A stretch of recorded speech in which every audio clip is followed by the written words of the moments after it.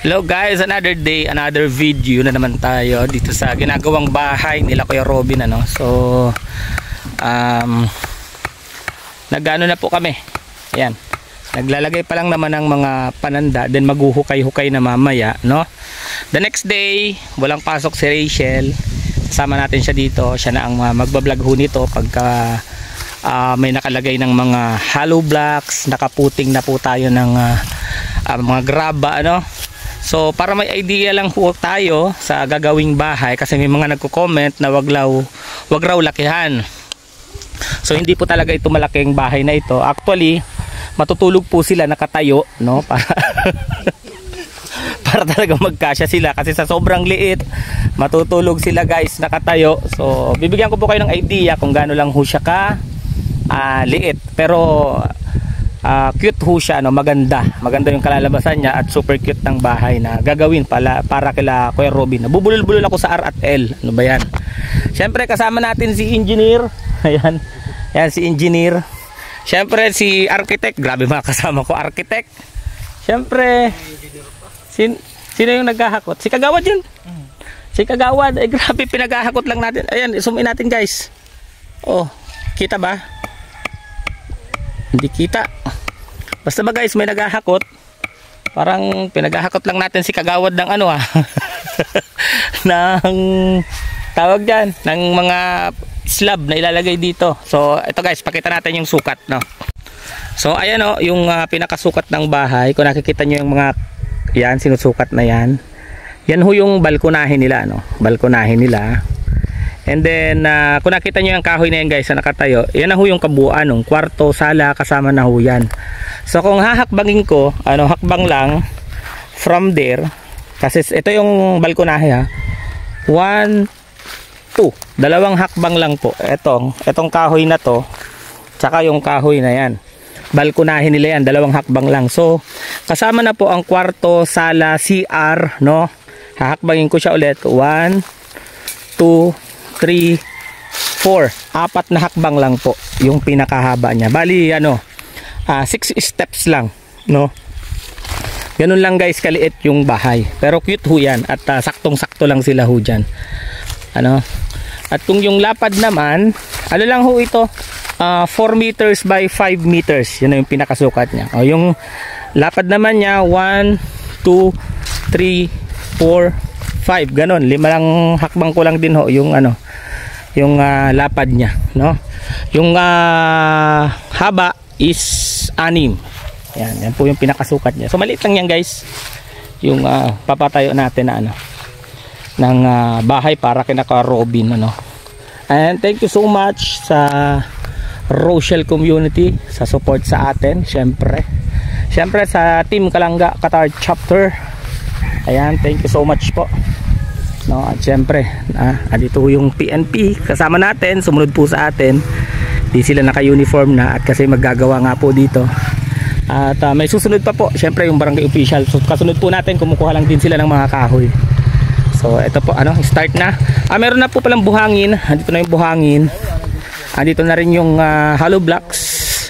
May deliver na rin pong bakal. Ayan, may bakal na ho rito. And to follow mamaya yung semento, no, pinipick up pa lang daw. Tsaka yung iba po ho nating in order na materyales. Yan. So paparating na po yun.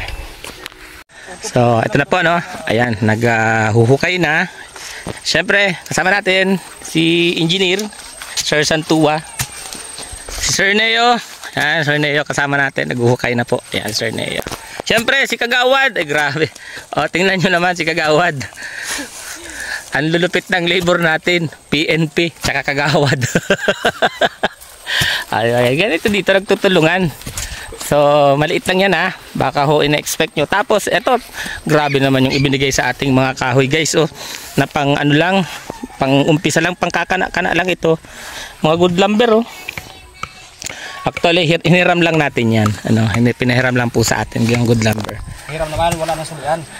Kagawad? Hiram na wala nang sulian. Hiram daw na wala nang saulian. Grabe naman yan. Ayan, ito po, Ayan, start na tayo. So mayroon pa pong darating, nagkukuha lang ng ibang pala tsaka bareta para po panghukay. At may balita pa ako sir na parang madadagdagan tayo dito ano, nagagawa. Oo, para pong may ibang team na pupunta dito para tulungan tayo sa paggawa. So baka ano lang to, baka 10 days tapos to. Ano, kung totoo yung nabalitaan natin, baka 10 days. Ayan. Tsaka may napansin tayo dito. Swerte pala dito si Kuya Robin, ano, si Robin, pagka dito siya nag-ano. Guys, kinakain to sa mga hindi nakakaalam. Ay, nahulog. Hinog na yun. Ano yun? Hulog na yun. Nahulog ito guys, oh. Ito. Ayan, kinakain ni sir, oh. Ayan, kinakain niya. Tawag dyan ay? Tungaw. Tungaw, tungawan. No, kinakain ho yan dito sa probinsya. Yung ganito.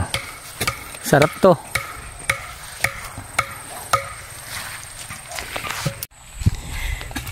So ayan po ano. Dami tayong katulong. Ilan yan? 1, 2, 3, 4, 5, 6, 7. So andyan si Kap.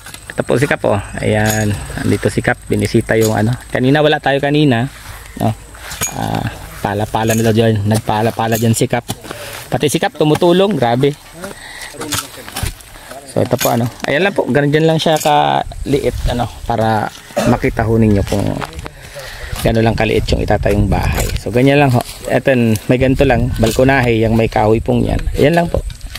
Ganyan lang siya kaliit guys. So bukas baka marami-rami ho ang tumulong dito. At sabi nga may pupunta daw pong isang team para papabilis yung ano pagtatayo itong bahay. So inintay pa rin po natin yung semento tsaka yung graba kasi nandyan na yung ano. Pero kulang pa po yan ng 100 pieces na hollow blocks. No? Kulang pa po yan ng 100 pieces na hollow blocks. So inaantay-antay pa rin natin na ihabol ngayong araw, no? Ngayong umaga. Ano yung kagawad?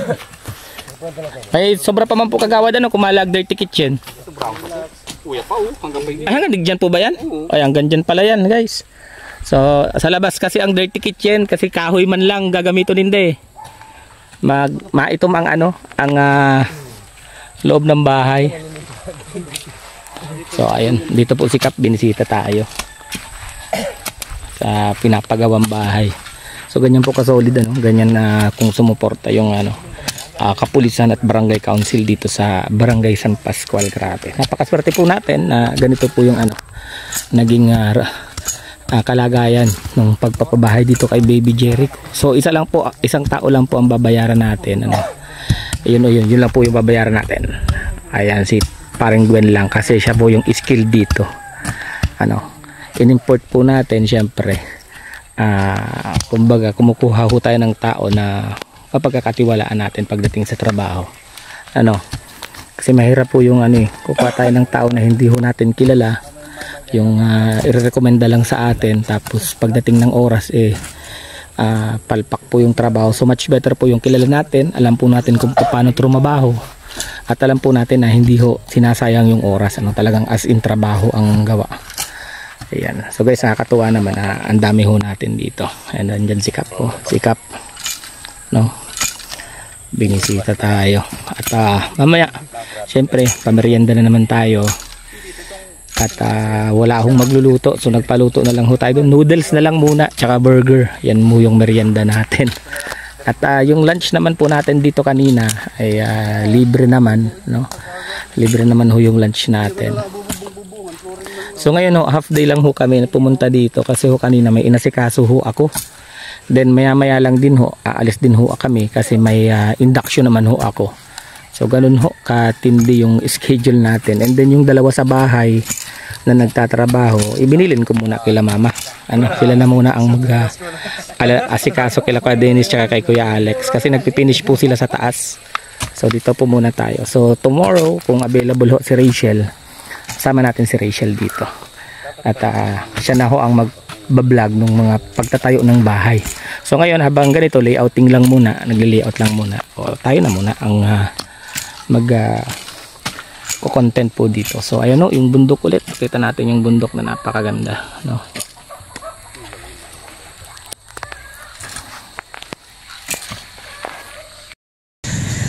So yun guys, yun na muna yung ano natin, update natin dun sa pabahay. So bukas, andyan ho si Rachel sa loob, naka-uniform pa. Nagpapahinga. So tinatanong ko siya kung sasama bukas para siya na yung makapag-vlog ano, kasi mag-aasintada na ho tayo bukas. Try daw po niya kasi marami pa siyang gagawin. So di na po muna ako mag-video bukas dun sa ginagawang bahay ano? Yun lamang po yung last update muna natin. So antayin ko na lang si Rachel na makapag-video po doon. Marami po tayong na-miss na video kanina kasi umulan, no? At hindi na tayo nakapagpaalam doon, hindi na tayo nakapag-closing ng video. So dito na lang ho ako kukwento ko anong naganap. So pumunta po si Kapitan, ano, tumulong si Kapitan sa pagpapala-pala doon, paghuhukay. And then natutuwa ho yung barangay council, kaya ho by the next day, ano, baka po nandun din yung mga barangay tanod, tutulong din po sa atin ang ibang barangay kagawad, ang mga sangguniang kabataan. Syempre yung ibang team po ng PNP pupunta rin po doon para tulungan po tayo. So ganoon po, very supportive sila. So sa madaling sabi po, marami po tayong katulong, marami po tayong labor, ano. So mabilis pong magagawa yung bahay nila Baby Jericho. So expect po ninyo, basta po tuloy-tuloy lang yung materials natin, kumpleto yung materials natin, mabilis lang po yung bahay, baka within 10 to 20 days nakatayo po yon. So maraming salamat po ano, sa Team Kalangga Qatar Chapter, syempre sa buong Rochelle community. Thank you so much, ano, syempre sa PNP RPSB, sa Barangay Council ng Barangay San Pascual, sa Sangguniang Kabataan, syempre sa mga taga Barangay San Pascual na sobrang mababait, ano, na talagang hindi ho tayo dun pinababayaan. So parang kabarangay na rin yung touring sa atin. So ayan po, maraming salamat po sa inyo, at maraming salamat. Ingat po kayo at ingat din kami. God bless us all. Thank you so much.